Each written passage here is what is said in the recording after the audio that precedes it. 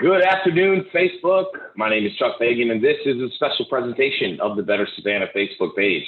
Better Savannah is the Chatham County area's leading independent expenditure committee focused on progressive policy outcomes here at the state and local level.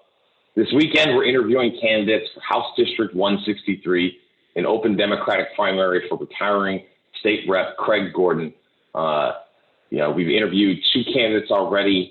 This afternoon, we'll be joined by Marc Anthony Smith.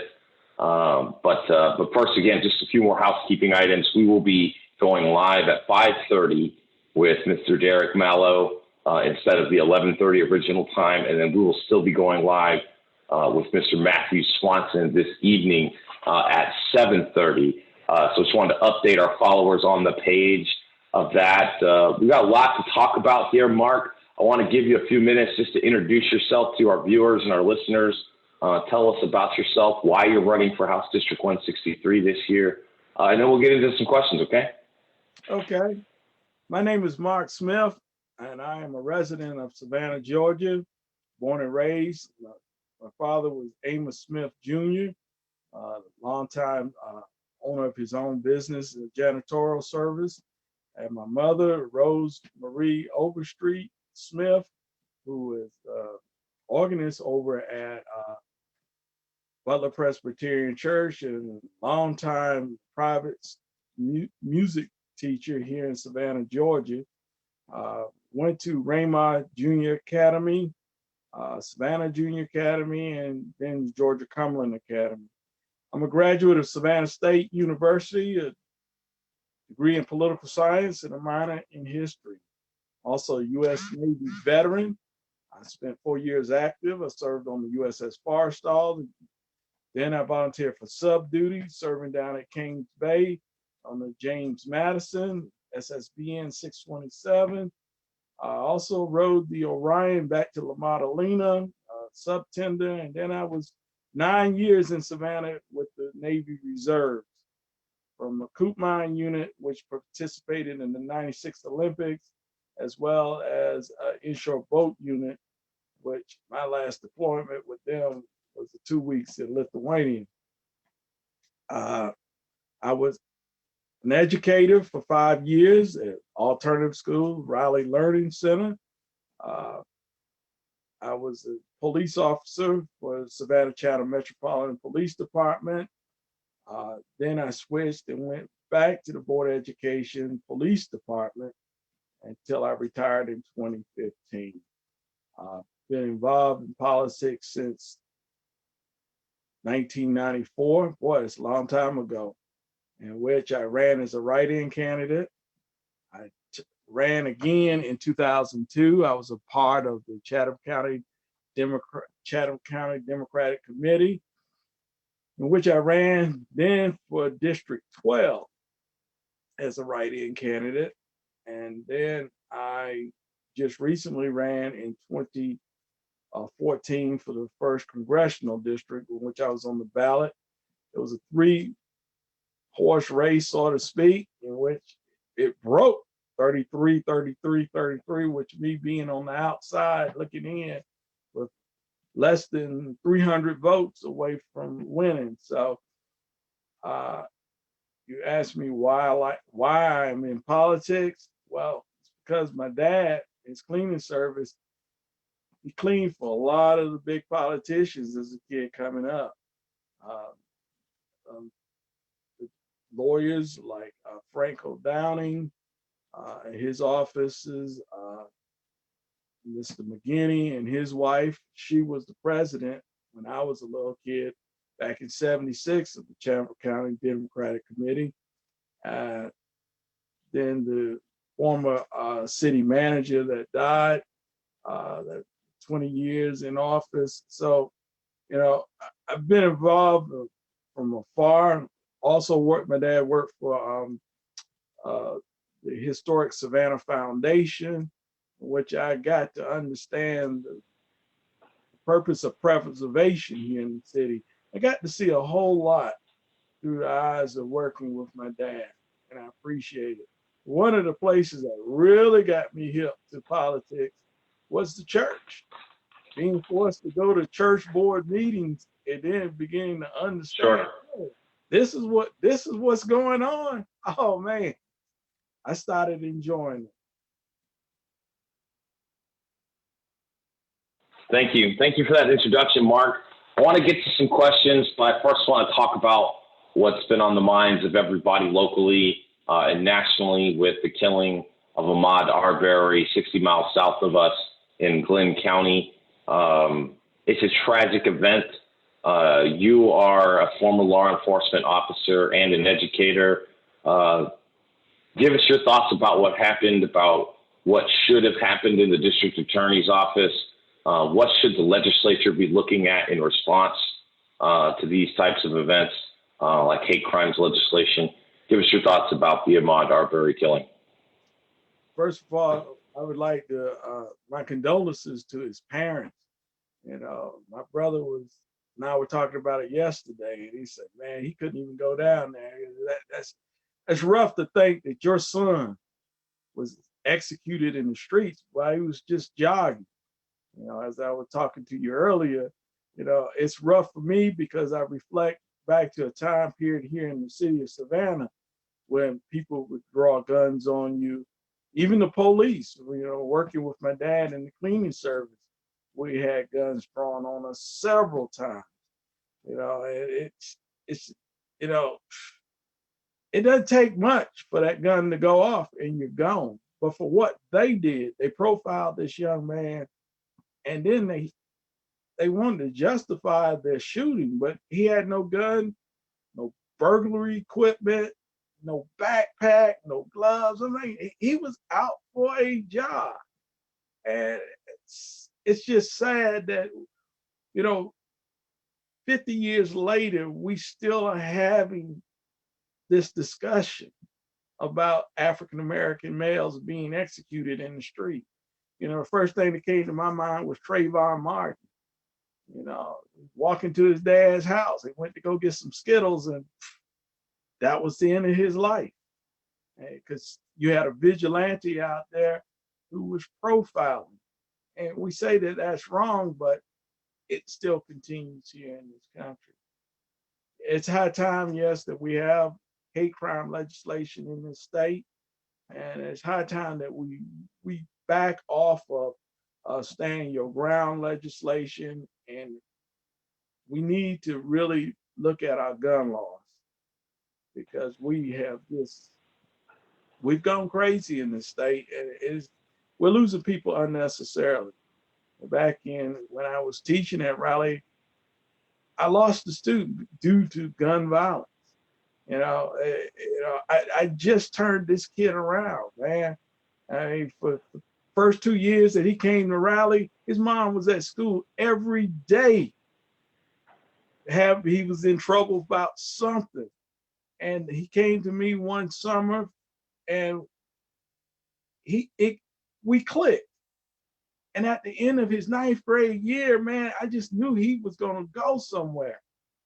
And then I get a call from my principal, hey, your student is dead. Dead, why? Him and his friends were playing with a gun, and they were playing Russian roulette, and he killed himself out there in Pula. You know, it hurts. It hurts. Thank you. Thank you for those answers. Mark, last year in the city elections, the city voters sent a resounding message, only electing one incumbent who was unopposed and throwing out the rest of the old council. What's your takeaway from those election results, having been in politics a long time? What do you think that means for this year's elections? People are tired of the old process. We've sat and watched Savannah.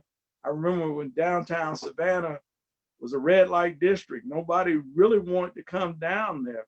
You know, it was right after they built the Oglethorpe Mall, and Broughton Street was begging for people to come downtown.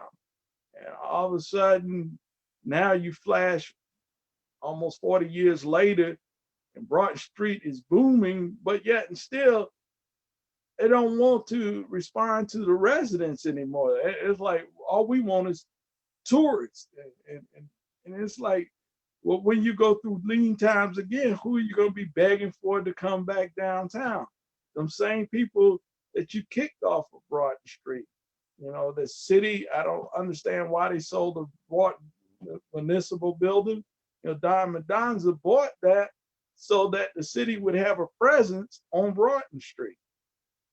Yet and still, the last city manager up and sold it. I think this new city council has an opportunity to put in play a city manager that will be responsive to what's going on here in the city. But yes, that was a fabulous election. I was blown away. Of course, I was working with the Keisha Carter Gibson, Keisha Carter campaign and working with Vanetta Lanier, and I was feeling it, I was hearing it, but I said, man, when I saw the results that night, I couldn't believe it. I think that particular race, that citywide race, was amongst probably the closest of races in recent memory that I can remember. Almost every city council candidate last year, Mark, campaigned on bringing about term limits to the city council aldermanic positions. They included this on their legislative agenda that they passed this year to the delegation. If you win your election, will you sponsor a home rule bill next year to change the charter of the city government to allow for term limits for aldermanic positions? It's funny how now all of a sudden we're talking about term limits, because now we've got all of a sudden a new city council down.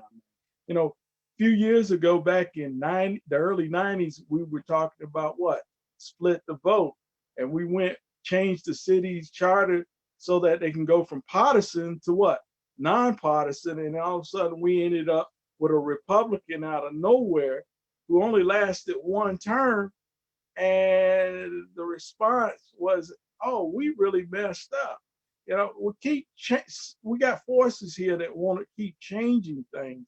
And I don't think it's so much what needs to be changed in the city of Savannah is what needs to be changed countywide, is that we just need to consolidate government like they did in Athens, Clark, Macon, Bibb County, and create what? You got 8 municipalities, 8 boroughs, so to speak, but you have one government, and we can reduce a lot of taxes that way, because we're duplicating throughout this county certain services, certain effects, and it's not benefiting the residents. I want to pause and follow up with a question right here, Mark, because that's a bold statement. There's a lot of feelings about consolidation, both for and against.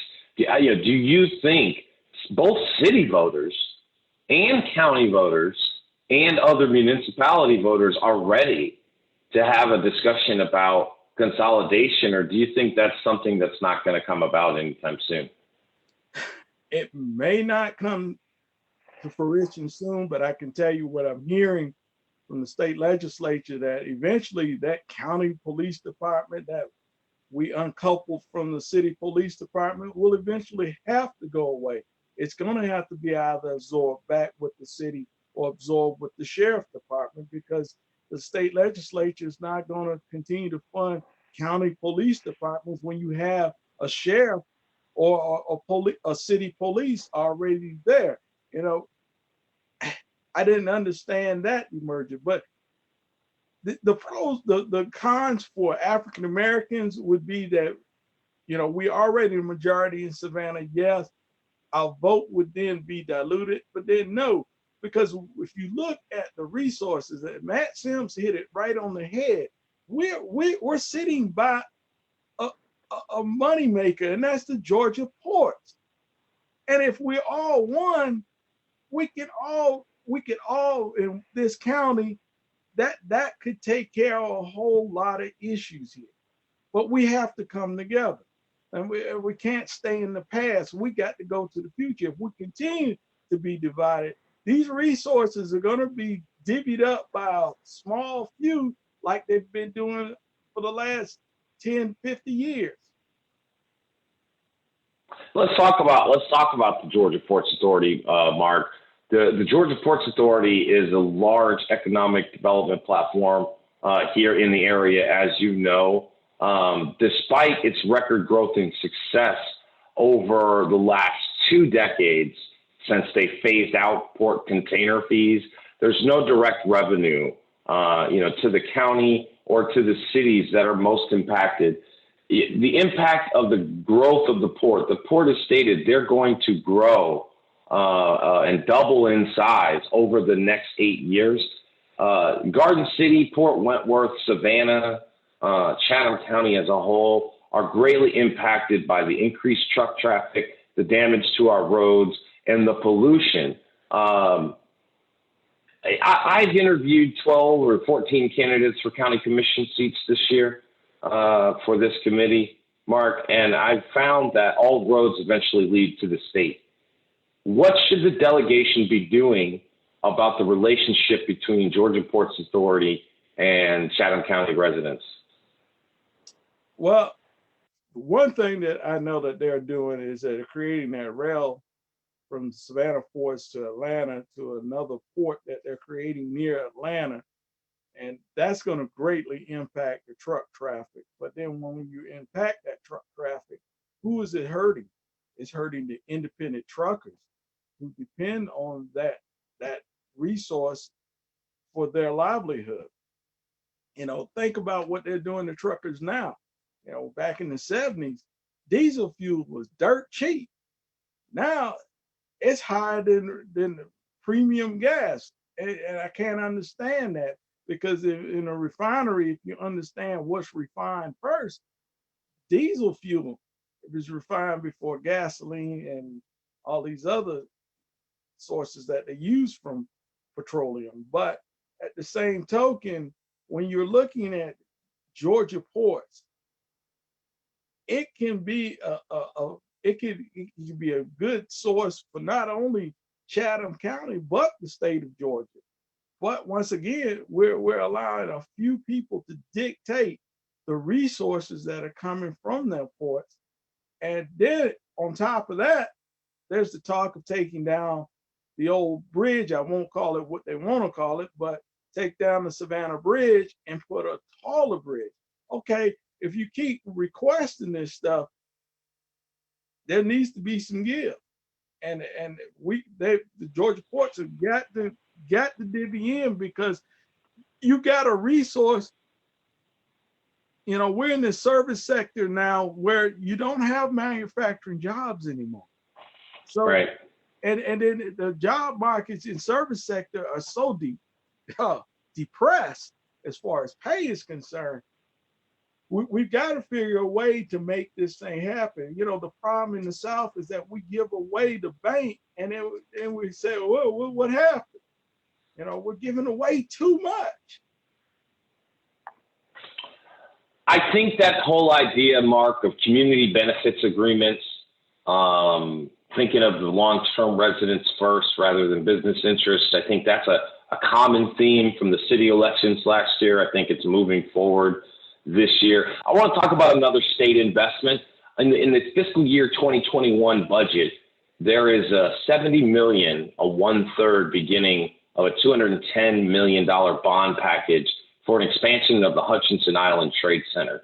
Given what you know as of today about the COVID-19 pandemic, should the state of Georgia be moving forward with that project?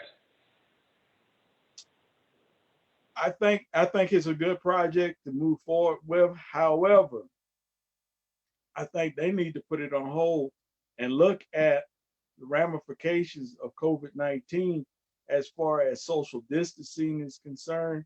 Even look at the new arena that they're building here in Savannah. It's slated to hold what, 10,000? I even argued against the small size of the arena that they were building, because that's what you had at the old MLK arena. Now, the new arena, I thought, should at least with 20, if not 30,000 seats. Had it been that, and it should be, we get this expansion, I think it's in time for because of social distancing, it's going to be needed, because you're going to have to need bigger space with a small amount of people in the future, is what I'm seeing happen. So I think it's a really good point, Mark. I really appreciate that point. Another for economics is job creation, obviously. I want to talk about the Savannah Economic Development Authority. This is a state-enabled authority. The authority makes deals on behalf of the Chatham County, City of Savannah, and school board government authorities for deals for property tax abatements in lieu of job creation is basically the simplest format. These deals that are put in place are never audited, are never gone back and checked to see how many jobs were actually created. And more importantly, I think what the wages of those jobs were. I think the job creation is one thing, but the wages of the jobs is quite more important. A couple of questions about CETA, and you can bounce around here if you like. The structure of the CETA board is that the city of Savannah gets a third of the appointments, the county government gets the next third, but then the board itself gets the last third of the appointments out of those 19 board members. Do you think it's time that authority be opened up to be a regional Chatham County authority and maybe give those last third of appointments to some of the other municipalities inside the county? And then more importantly, do you think that those deals that they make on behalf of the government should be audited in terms of the meeting performances of the jobs and wages promised? Your last question, yes, needs to be opened up to the regional. And as far as audit concerned, I don't know what business in America you don't audit. Even you get audited by the IRS on a personal level. So yes, it should be audited. And I think you answered it in your question and saying, yeah, we're creating jobs, but then what's the trade-off? The jobs that you're bringing, what kind of pay are you going to provide? Living in Chatham County is not easy these days. It should be, but it's not, because if you look at rent for the average person is the elephant in the room. $1,500 to $2,000 a month is crazy. It's ludicrous. When you look at what people are bringing in, it doesn't match up. And we have to bring, if we're going to continue this trend for real estate, we're going to have to bring in jobs that people can obtain to support their family. And one of the biggest problems is rent. But when you look at the job market here, it's so depressed. It's not even funny. And then we had an opportunity to bring in businesses, and Governor Deal messed it up. Governor Perdue messed it up. And where are those jobs at? They're sitting over there in South Carolina. And I don't know what negotiation they were doing, but I heard they ticked a lot of people off with the skills that they lack, and it went somewhere else. So we've got, if we're talking about bringing in business, we got to bring them in, because a few business here can't control the whole agenda, and they can pick and choose and work workers like they want to work, because there is what? No competition. That's the whole idea behind capitalism. It's supposed to be competition, but we're not seeing it here in Chatham County. Thank you. I think the job creation piece is obviously very important. I think the job creation piece is obviously very important to get us out of this recession event from the COVID-19 crisis. But during the middle of this event, the legislature is due to reconvene in June, right around the time of this primary election, around June 9th. The governor and the Republicans have put in work requirements for basically every social welfare program across the board. There is something like $70 million in temporary assistance for needy families funds, the block grants from the federal government, that is essentially being banked and not being used. Should there be work requirements for some of these safety net programs when 36 million people have filed for unemployment in the last 6 weeks? And I believe if you go back to 92, when President Clinton became president, one of his trademark themes was that welfare was going to change, that you just weren't going to sit there. You have to do what? Have to go to work. Now, if we're getting money for these work programs, why aren't these people working? That's on the state because they're bringing in a lot of money and they're not using it in the right way. But I think if we keep talking about welfare on the small level, what we need to look at it on the larger level. There's a lot of welfare that's going to corporate America that no one talks about, and yet we beat up on these people in Yamacraw and Hitch Village and Fred, well, it's gone, but in Fred Wessel and these places, they're not working. Well, people that get those big corporations get the money too, and a lot of them are not working. So, and it does. That's a very good point, Mark. So it goes both ways. We holler about the little people, but they don't have no voice in it. Do you think we should extend unemployment benefits, for longer than normal because of this crisis right now? That would be the wise thing to do. Think about what happened in doing the New Deal. President Roosevelt realized he had to put people to work, so he came up with the CCC, the Civilian Corporation Conservation Act, to put young men to work, cleaning up, the restoring some of the natural sites and just putting them to work, and more importantly, getting them prepared to do other things. But if you just got people sitting around doing nothing, then you're going to have a mob eventually. And whose fault is it? As I said before, the purpose of government is to take care of people and to ensure their economic well-being. But if all you're ensuring is one group, then you missed the boat. You missed the boat. Great. Thank you. I want to talk about education. Mark, you have a wealth of experience in the education field, having taught at alternative learning centers and traditional schools. You're still teaching right now, as you told me, via Zoom just before we started this interview. Let me start with the first question.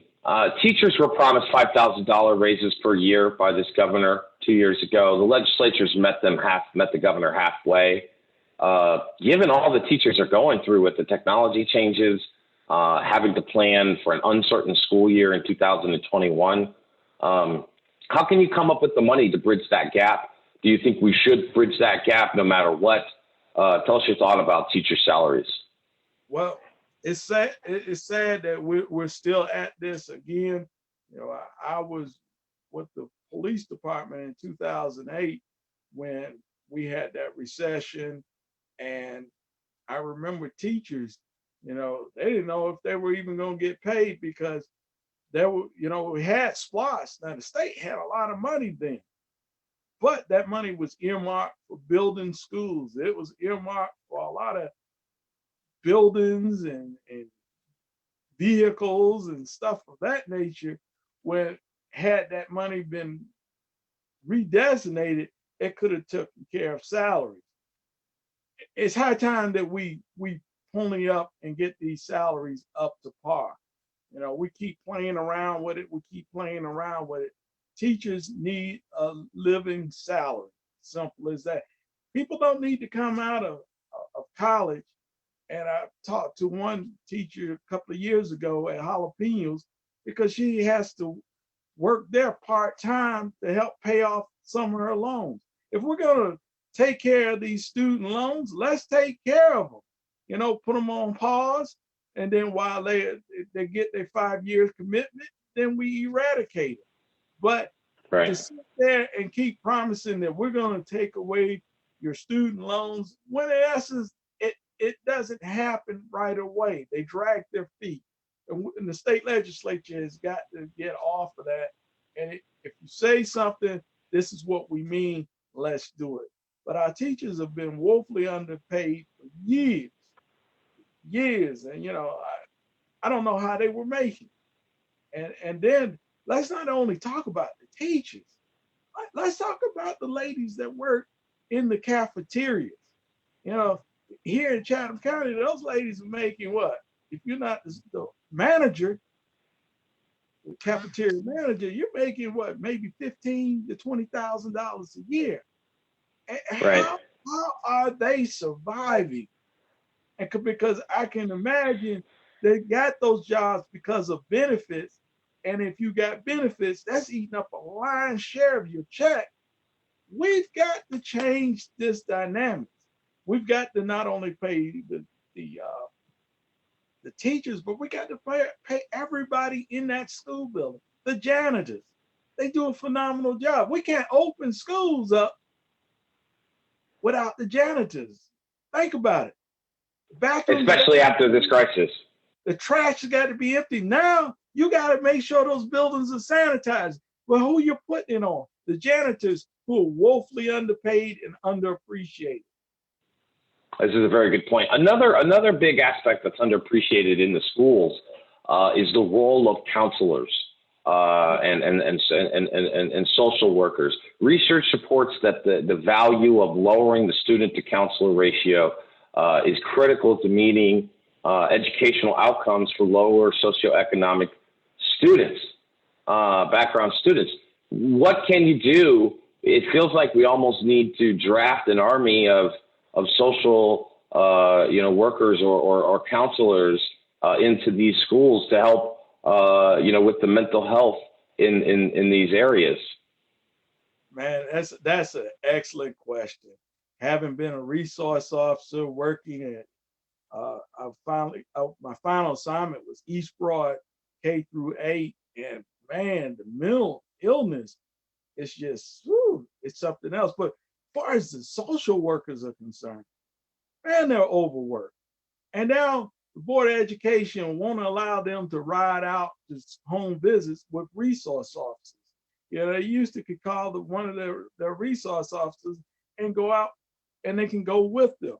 Man, these people are having to go into some, unsavory places to find out what's going on with these kids. Let's keep our counselors safe. Let's keep our teachers safe. That's why you have resource officers. It's basically you've got the resource officers, but now they can't do anything. There was a lot of involvement when I was there, but now from what I'm hearing, the involvement has been very much minimized. We talk about the money, but it is how you're running it tells a whole lot. We have a lot of homelessness in our school district that I was brought to attention of, and it was baffling how these people are trying to survive. And we had a fight at Savannah High one year, and this girl just blew up, and the principal smartly, instead of let's write her up, send her to YDC, send her to the counselor. After we talked, sent her to the counselor, I got called back. We need the police. Come to find out, this girl was having issues at home. And these were some serious issues.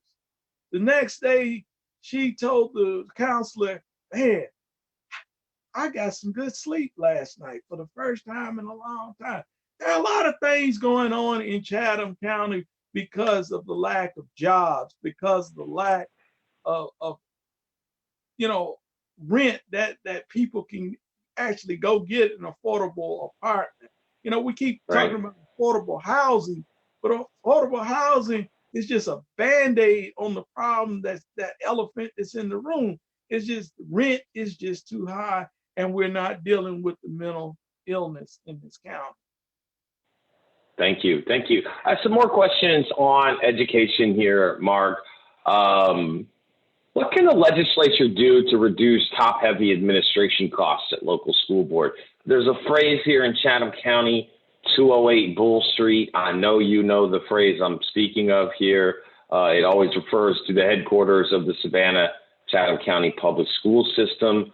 As a retired educator or current educator, what are your thoughts on the cost of administrating these school systems? You have too many administrators down there. With the advent of the computer and technology that you have, you don't need the many administrators as you have. We micromanage the principals. We have somebody over the principals now. You never had that in the past. You have too many. Once you get a new superintendent, superintendent needs this, that superintendent needs an assistant, that assistant needs an assistant. We have to cut out a lot of that foolishness. And the purpose of the Board of Education is to make sure that we have the supplies to the schools, that the kids are bused there properly, and that they get their food to the schools. Other than that, and that these kids are disciplined. But other than that, oh man, it's just too much going on that has nothing to do with, I think, teaching children. Yeah. With the uncertainties that are coming with this crisis still, Mark, what should local school boards like Chatham County School Board be doing to prepare for the next school year in 2021? With a daughter in the public school system at the Arts Academy, I was very pleased how they transitioned from the brick and mortar to the social media and with Zoom and the different platforms that they were using to teach kids. I was very pleased with that transition. And I think that moving forward, until we have a clear directive from the governor, from the CDC, on how we should operate schools come August, I think right now our best bet is to gear up and be prepared to continue this process. The only problem is that we have that 10% of kids that their parents don't have access to internet. You know, that's just sad. You know, throughout this country, people can't access the internet. And you know, it's too cost prohibitive in some instances. And then in here, in a lot of places, you got kids that are raising kids.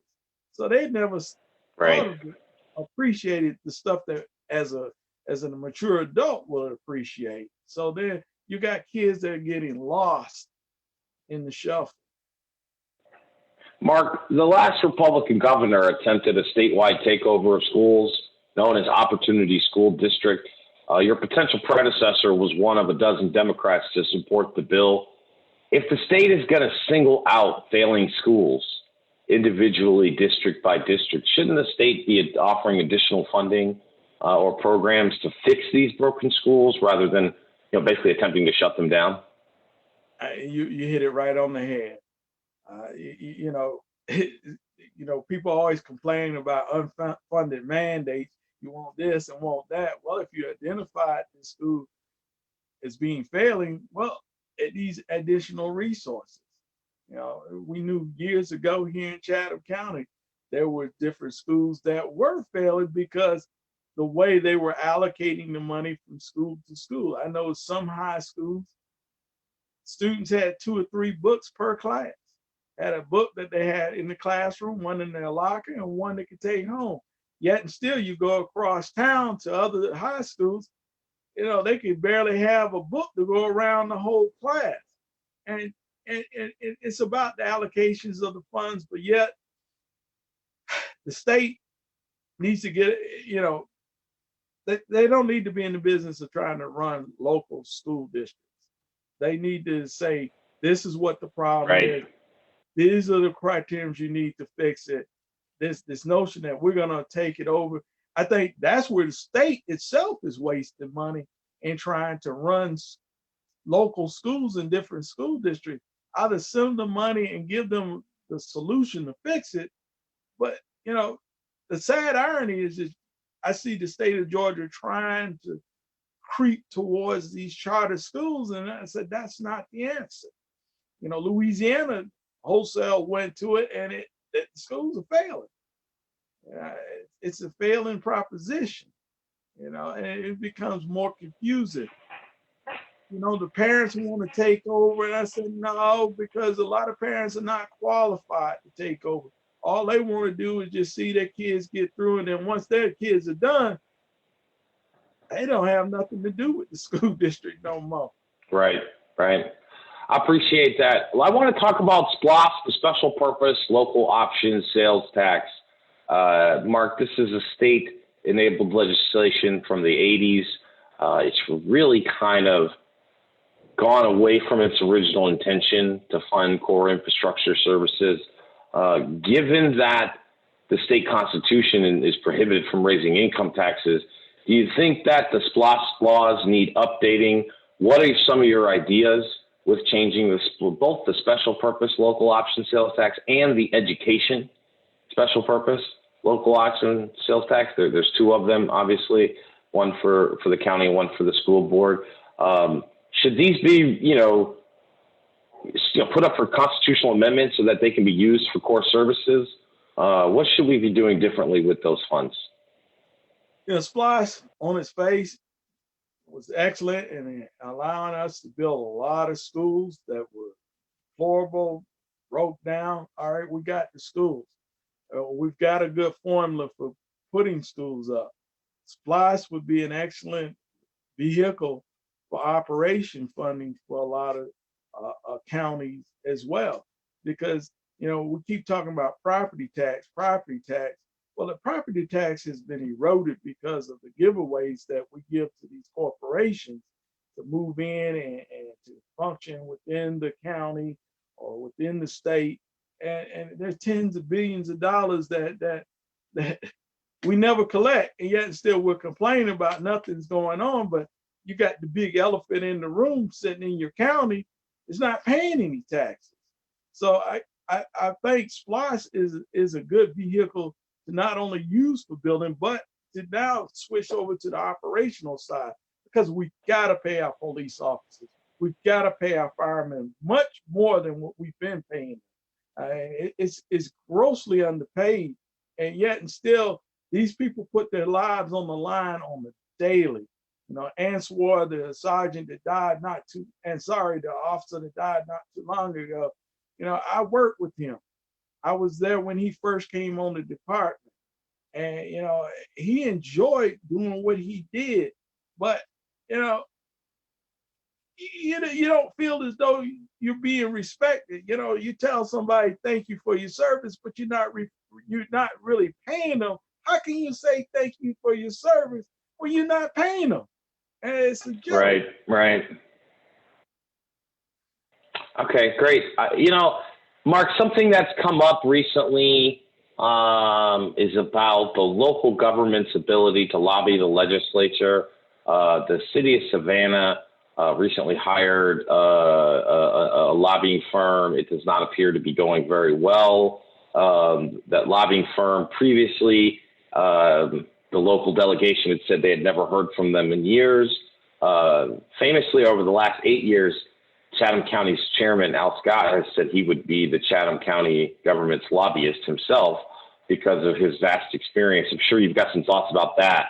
But being neither here nor there, my real question is, what should the relationship of the lobbyists for the city of Savannah or say Chatham County's government, what should that relationship with the state representative look like? The relationship, and that's a good question, because this new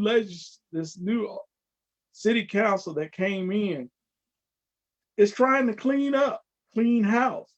Now, one of the sad things I think that's wrong here in the city is that the fiscal year for the city of Savannah ends on December 31st and begins in January.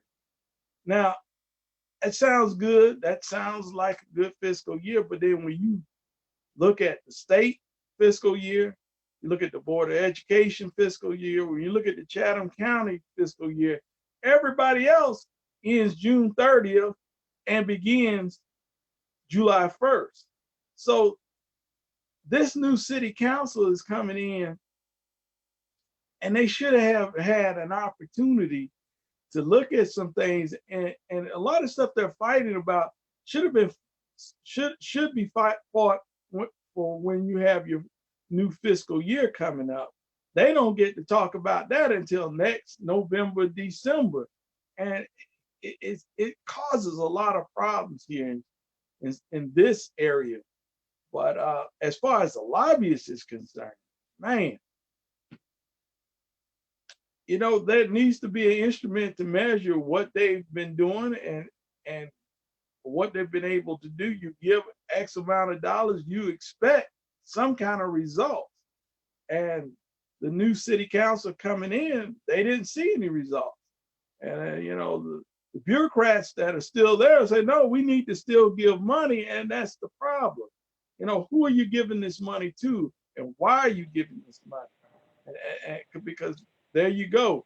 With that welfare system, all of a sudden, you're just giving a lobbying firm money because they know this person is hooked up, and it's problematic. And we do need an effective lobbying firm that will go and on the behalf of this area to vouch for things that are needed. Thank you. Mark, I want to talk last year about the budget.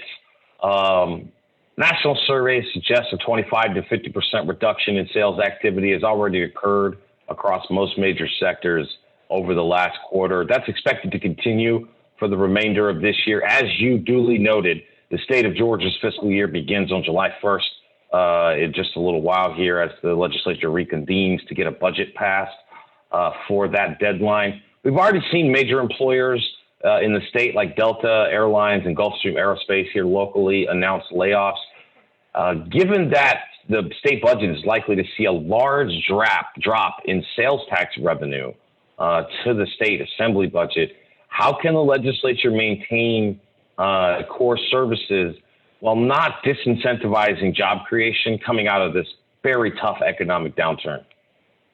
That's a very good question, because with no money coming in, it's hard to do anything. Well, the state is going to have to hold off on their large item purchases that they probably had in the budget to purchase. They're going to have to do a lot of job freezing. And the sad thing is that, the payrolls are going to probably be frozen in place. But then we look at the executive side, they're going to have to hold down on their spending. The governor can't go around traveling like he's been doing. He's going to have to curtail a lot of that. Secretary of State, the lieutenant governor, we're going to have a lot of these agencies are going to have to tighten their belts as well. Not only, we're talking about the counties and stuff, but let's look at the executive agencies. I think we can tighten up a lot in those agencies, and we can barely but make it by July the 1st. One of the dangerous things we have in our budget is we can't have a deficit, and it's so sad that we can't have a deficit. So we can't have a deficit, and yet and still, when you do have a budget, you're always talking about cutting back. And then we're talking about services. Let's take the DFACs, for example. Those people are woefully overworked. And you're talking about the counselors in the school system. Let's go there. You're talking about people handling maybe 200 cases or more a month. You're talking about your parole and your probation officers, which has been combined unto one. And that, shoot, man, how can they keep up? We've already got everything down to the bones. So they're going to have to tighten up from the top end of the state. And that's where it comes looking at those executive agencies and their offices and tightening up a lot of the monies there. Thank you. The governor is calling for 14% across the board cuts. The Georgia Budget and Policy Institute is forecasting a likely shortfall of $4 billion over the next year and a half or so. Where do you think specifically we should cut cut services rather? I know you mentioned executive offices, some of the long-term projects, and then if you have to increase revenue to cover the gap, where are you going to get that room when, we're already constitutionally bound to not raise taxes above 6%? Would you propose eliminating that constitutional amendment? What needs to happen to fund the state government for the next 2 years? Well, eventually we're going to have to sit down and look at that amendment, because capping it at 6%, you want services, but then you don't want to pay for services. It doesn't work both ways. Yeah, you get, and then you get what you pay for. And I hear people complaining all the time, this and that, but then You voted to cap this. You voted to cap that. We need to bring in a sufficient amount of money to take care of these issues. And we should have a rainy day war chest in which, when these issues do arise, we can tap into these war chests. But for the last, since Governor Zigzag Zell Miller been in office, we've been cutting back. And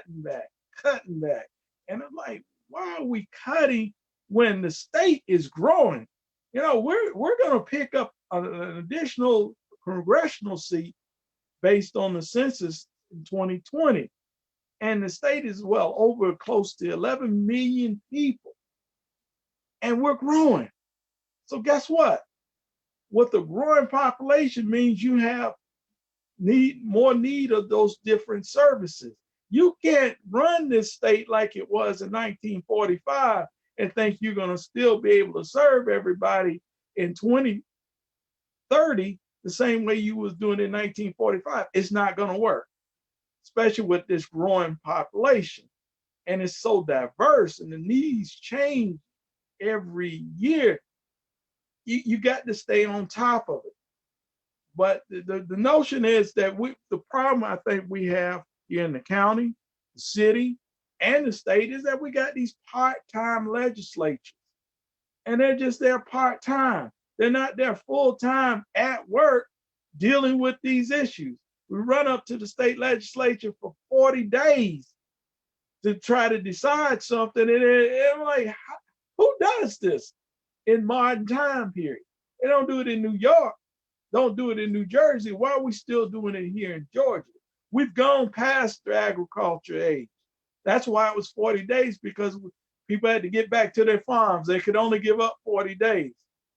We're going right. Past manufacturing. We're in the post-industrial age.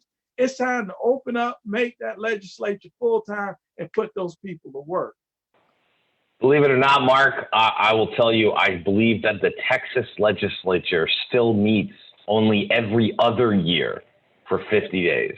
Which is just mind-boggling. It's very mind-boggling that they can run a government only having met that often as a legislative body. This will be my last question, series of questions for you, Mark, and then I'll let you wrap up and let voters know how to get in touch with you. The current House of Representatives in the Georgia Assembly has a Republican majority of just 16 seats. You're running in a heavily Democratic district with no Republican opposition. What can you do, or what will you do, both locally and statewide, to make sure that Democrats have a larger seat at the table? If you can't win the majority, how do you envision working with a Republican majority to get some of the Democratic Party's viewpoints on state level issues across? What are your thoughts on where the future of the House is going? Well, that's a very good question. From where I'm sitting, I think we're at this point where time is getting ready to change, and it's getting ready to be a flip. The amount of Democrats that are running is just phenomenal this year. They've never seen this number of Democrats running for office. And this election year, I think if we don't tip it and take it, we're going to be very close. And so it won't be business as usual, Mr. Speaker. It won't be business as usual, Lieutenant Governor. You're going to have to sit and talk with us. You won't have the votes to do what you've done in the past. And so it's time to get back and become legislatures. It's not about everything that I can get or everything you can get. Is what we can get concurrently that's going to be the best interest of everybody. But we've got an opportunity here if people show up to the ballot box to take the state legislature back in a big way and turn this state blue. It's been teeter-tottering there for years. Back in '84, Jesse Jackson came down. Back in the early '80s, he came to campaign for Roy Jackson for mayor. And he was telling the people here in this state, you all could put a black governor in the state in the '80s if you just registered to vote. You've got the numbers. Democrats, we have the numbers. All we have to do is show up to the polls. You know, people have been sitting and getting complacent, thinking things are going to stay the same. No, things change. Every 30 to 40 years, you have a big shift in the parties that run these state legislatures. I want to ask you one more question, Mark. You're the oldest candidate in this field of five. You're the only candidate over the age of 50. You've been in Savannah a long time, longer than most of the other candidates. What do you think that means for what you bring to the table for people? I asked a question earlier to two other candidates in a similar way for what they brought to the table as both very young candidates and the only woman running in the race this morning. What do you think that means for this race and for your connection to the voters here? Well, first of all, I appreciate all those that are running for office, regardless if they're running for House seat 163, all the seats that they're running for. This is what we have, a political process that should be inclusive of everyone. But what makes me different is the experience. You know, when my daughter was creating my website, she was like, Lord have mercy. I didn't realize you did all of this, Pappy. You know, from military experience to law enforcement to being a teacher, you know, it's a big difference to say, yeah, I want to do something for teachers and I want to do something for law enforcement, but you never served, you never been there. You don't know what these people are truly under the gun for. And most of the times, it's not nothing major. It's just minor little legislation that needs to be tweaked that can make them happy. But we don't know that because guess what? We've never worked there. And that's what differentiates me from the rest of the candidates is experience. Like I said, I've been around a long time. I watched Don McDonald. I watched Judge,